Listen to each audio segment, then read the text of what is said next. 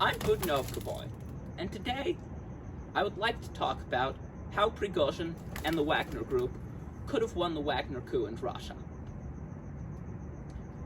This will be part one of a series on this topic, which will cover the various groups which were involved or could have been involved in the Wagner uprising, and how they theoretically could have used the situation to their maximum advantage. Now first, I'd like to get the underlying assumptions I will be using for this out of the way. We are going to assume that Prigozhin has a total force of 30,000, but that he can only get 10,000 to move in any reasonable capacity for an attack on Moscow, for example, or an attempt to have a better fortified base in some other Russian city. We will be looking at a few scenarios for how Prigozhin could have somehow or other done better than he actually ended up doing. The first scenario is Prigozhin trying to increase his power and autonomy through violence without trying to overthrow the Russian government. How would he do this?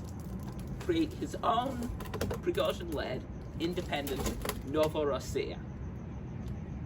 Let me explain.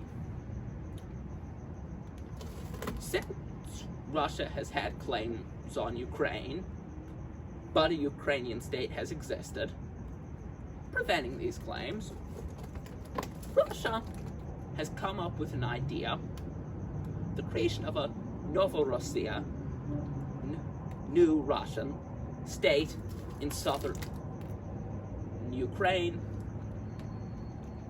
Everything on the Russian side, on the Russian-facing side of the Dnipro River, usually referred to as left bank Ukraine, as when looking downstream of the Dnipro, it is the left bank. This proposed state would include all of that area, as well as Crimea, calling it Novorossiya, New Russia, as that is what it would proposedly be. Given that Prigozhin was in Russian-occupied Ukraine at the time he declared the mutiny, he could well have claimed that it was to establish a Prigozhin-led independent Novorossiyan state. This might have been his best option for getting broader support. He would not be challenging Putin's authority over the integral non-occupying parts of Russia. He would also not be disrupting the Russian invasion of Ukraine by occupying a supply hub. He would simply be creating a state similar to the Donbass or Luhansk People's Republics. Prigozhin might actually be able to draw some support for said state from the Donbass and Luhansk People's Republics' remaining militias that have not been completely absorbed into the Russian armed forces or destroyed in combat. He might have well been able to use these to secure his Novorossiyan state, combined with urging Russian soldiers to defect with the promise of better pay and less sortering around with Putin, possibly land or wealth from when he conquered Ukraine and secured his territory. At least Prigozhin would make these promises.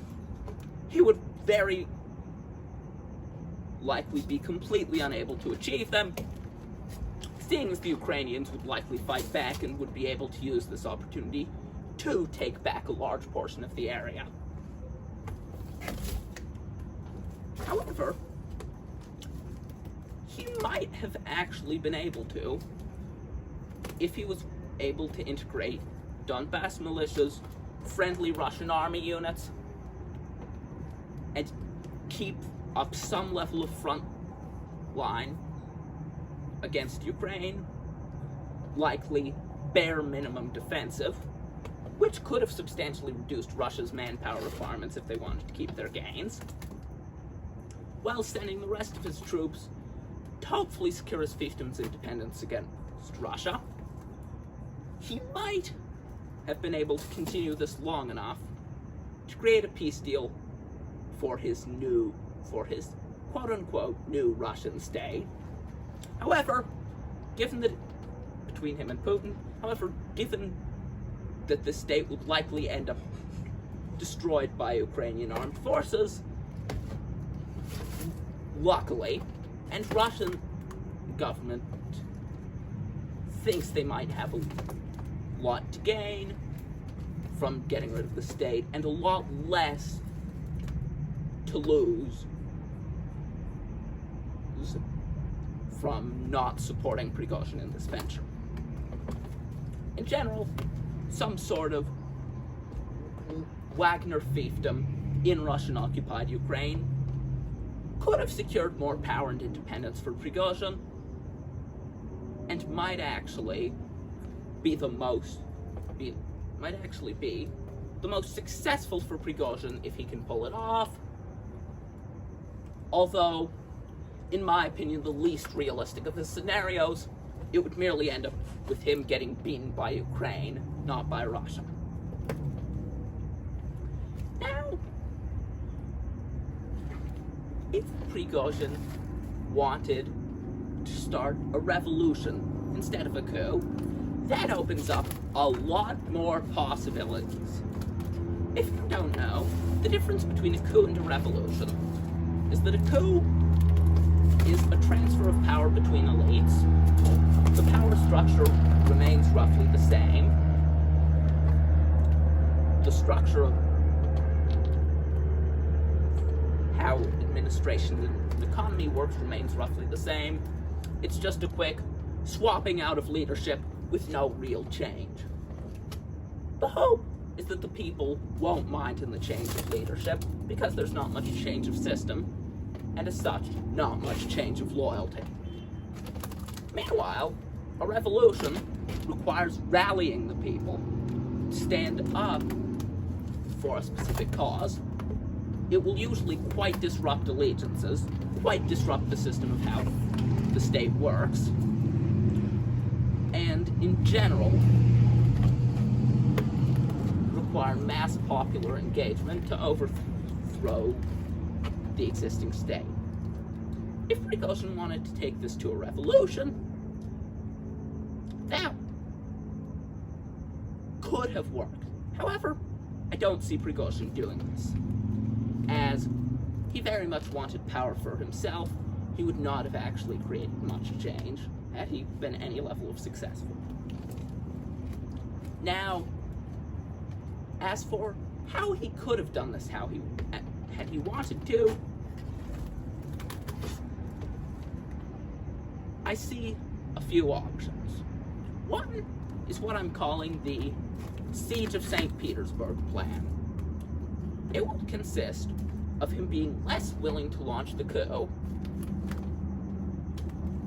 or at least less quick in it, and instead just withdrawing himself and some of his best forces towards his headquarters in St. Petersburg, under the premise of replenishing their numbers and replenishing their weapons and ammunition supplies.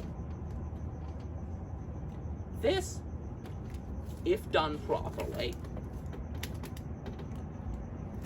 could be successful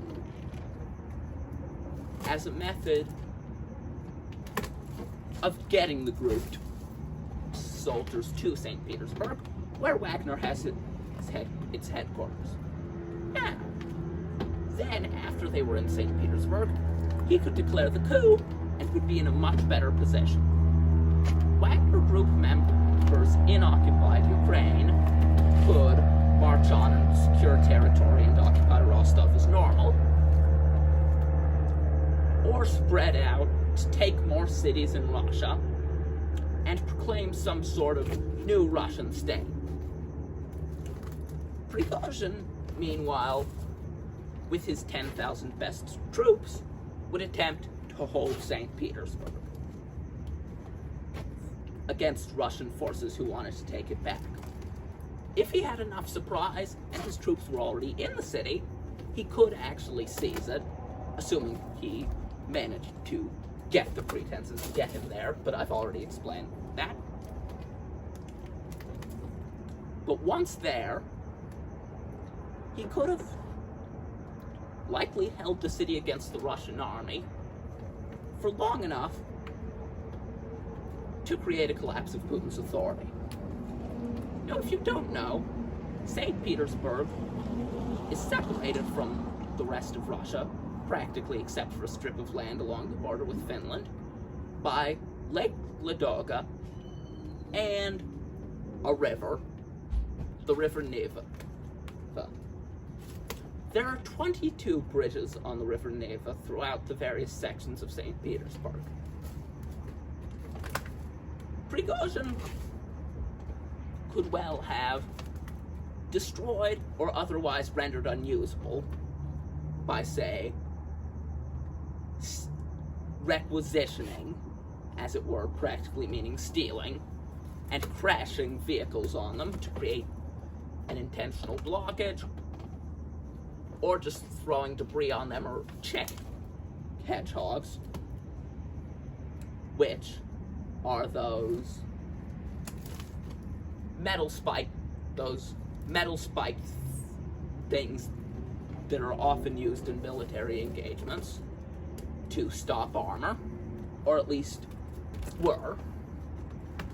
In doing so, Prigozhin could effectively take out large numbers of the bridge crossings and then send a bit of his force, and he wouldn't need many if you have artillery and machine guns, which Wagner might be able to seize from any arsenals in St. Petersburg, and the little bit of equipment the group already had, or possibly requisition, meaning stolen from other Russian army units. This could effectively mean that it wouldn't take much force to hold the bridge, and the rest of Wagner's forces could be used for putting down riots, pillaging, and acting as a mobile reserve in case any of the bridges came under too much heavy fire, and it looked like the defenses wouldn't be able to hold, or if Russian troops tried to cross the river, say, on rafts. We know Wagner had good air defense systems, so they could have effectively prevented a Russian Air Force bombing. And knowing the situation with the Russian army's poor ability to cross rivers and the locking down and destroying St. Petersburg's bridges, it could be possible for Prigozhin to hold the city until he started running out of food or ammunition. This could likely take a few weeks, more if he initiates raids across the bridges to capture Russian equipment.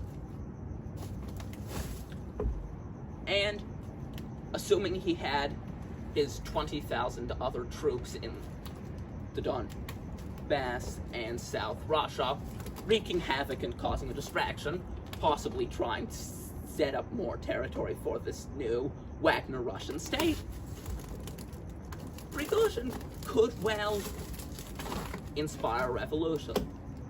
He could say, look at Putin, powerless to beat Ukraine, powerless to stop the revolt, my revolt. I was able to hold St. Petersburg with not that many soldiers. You can rise up and take your own cities too. Putin is impotent. Putin is weak. You can beat him. Prigozhin might actually be able to, using this sort of rhetoric. Plus, possible threats or agents, be able to sway some elements of the Russian people, often the more nationalistic ones, those who might think Putin hasn't done enough, to his side, as well as sway several of the oligarchs if they think Prigozhin is more likely to be successful. Plus, this open armed rebellion and defiance of Putin's authority. If there was a sustained one of those to occur in Russia, Putin's power might well collapse enough for Prigozhin's doing this to be real. Prigozhin's advocating a revolution to actually be heard, and to actually create a Russian civil war, which, granted, would be bad for Russia's war effort in Ukraine, but assuming he actually decided to do this, he could have successfully overthrown Putin's government through holding St. Petersburg enough that it made Putin's authority seem useless enough for all the other groups to act without fear.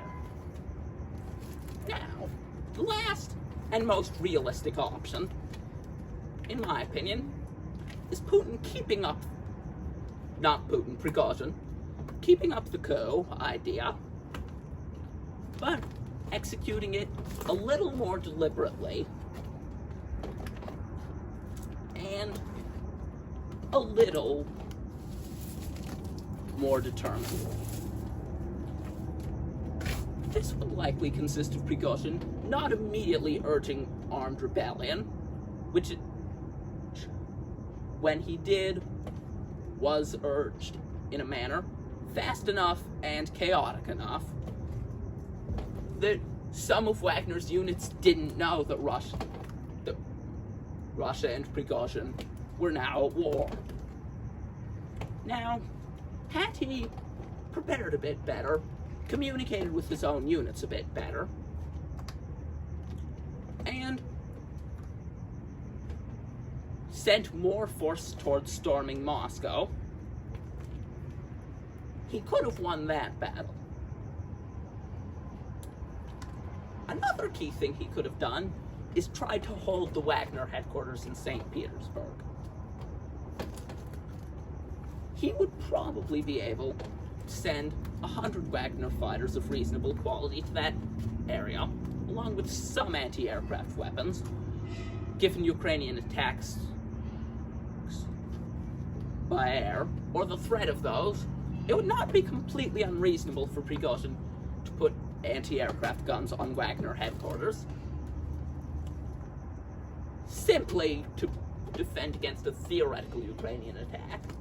Or at least it wouldn't be seen as unreasonable for Putin. He could thus send a few hundred fighters to his headquarters before declaring the coup launch. This would likely only require a wait of 1 day, and this could quite possibly make all of the difference. Because St. Petersburg is nearly important to Russia as Moscow.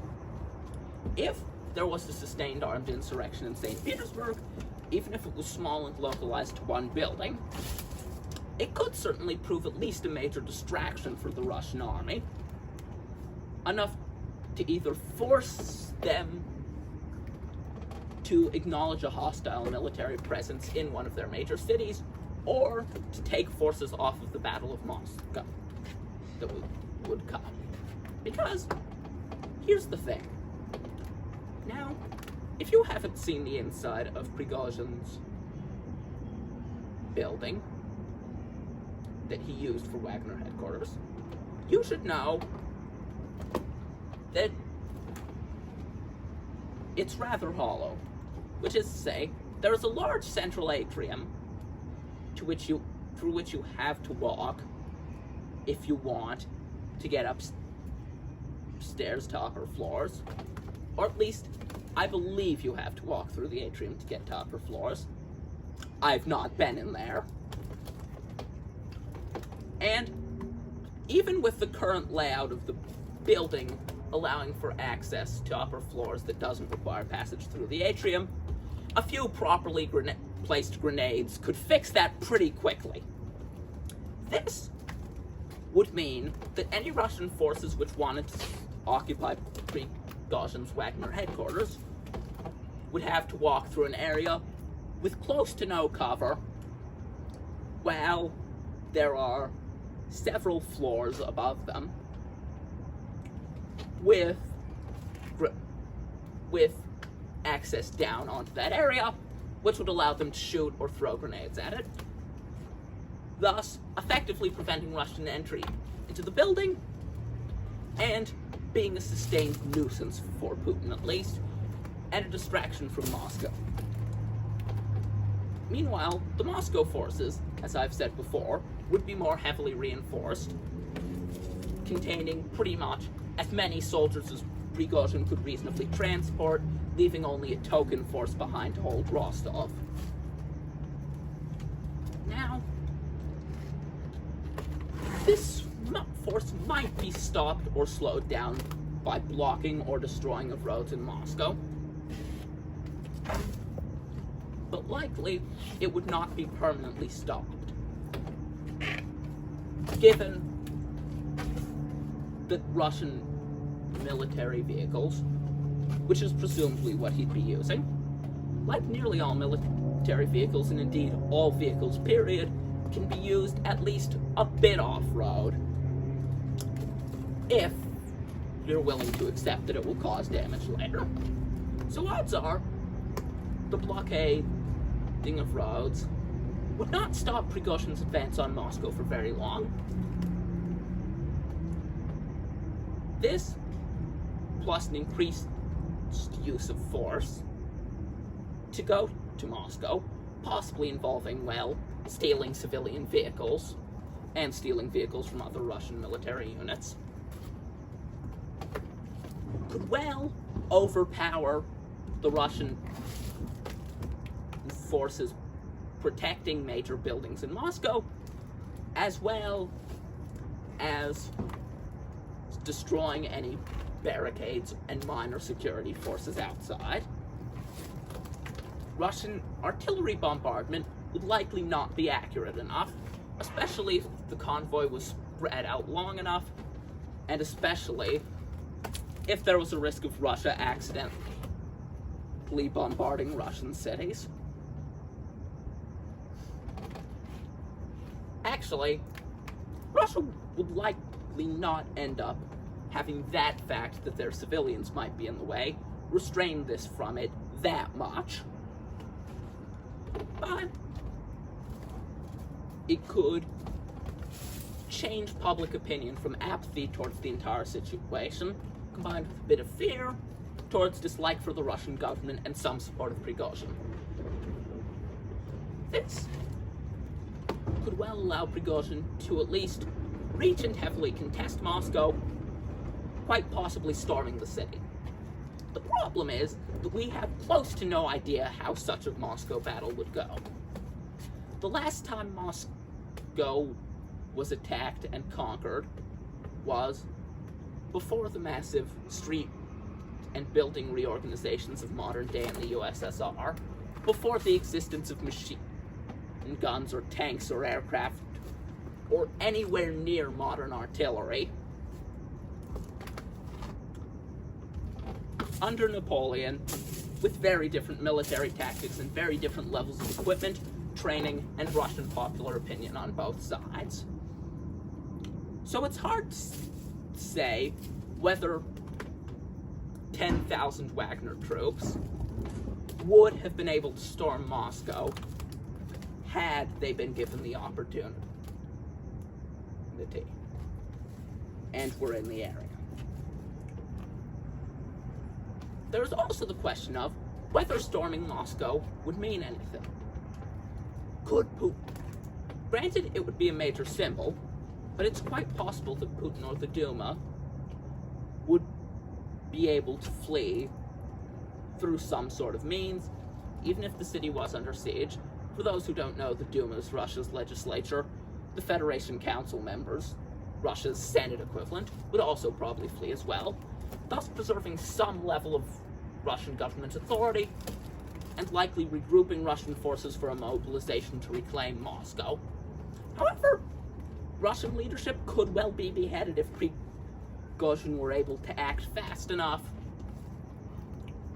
Russian police and security forces were too scared of Wagner's numerical superiority and minor firepower to defend any Russian state guard forces whose loyalty overrode their fear, or actual military forces who thought they could take down Prigozhin would be too few to win. And overall, it's quite possible that with these factors, Prigozhin's storming of Moscow might be enough to behead Russian leadership, declare himself leader, and massively change his country's rulership and war effort. The problem with this, however, is that Prigozhin may not have wanted to rule Russia in the first place. This was going to be an especially big problem, given that, there'd still be a lot of people loyal to Putin. Plus, Prigozhin was very much not an experienced statesman. He could have theoretically tried to continue to use threats of withdrawal, or actual withdrawal from Bakhmut and other Ukrainian positions, to encourage Putin to give him more autonomy, give him more men, give him more firepower, do more of what he wants. He could have leveraged his oligarchical influence, but the moment he went against Putin, if he managed to take over Russia, he would be ruling over an unstable state, and it would go ridiculously horribly for him. If he was ruling over a small fiefdom, that would likely get destroyed. Overall, no matter where he went, once he defied Putin, he was marked for death if he stayed anywhere near Russia. Theoretically, he could have taken himself and the military group to flee somewhere towards an African state that might be more Russian-friendly. He might have tried to lead them towards one of Russia's more isolated allies, pressure the Kazakhstan government into accepting them. Though I'm not sure how well Kazakhstan gets along with Russia these days. I think pretty poorly, given the mass protests that happened and nearly caused Russian intervention. But pretty much, the moment Prigozhin stayed near Russia, after having done this coup, he was a dead man. If he succeeded, he would have been overthrown. When he failed, he got assassinated.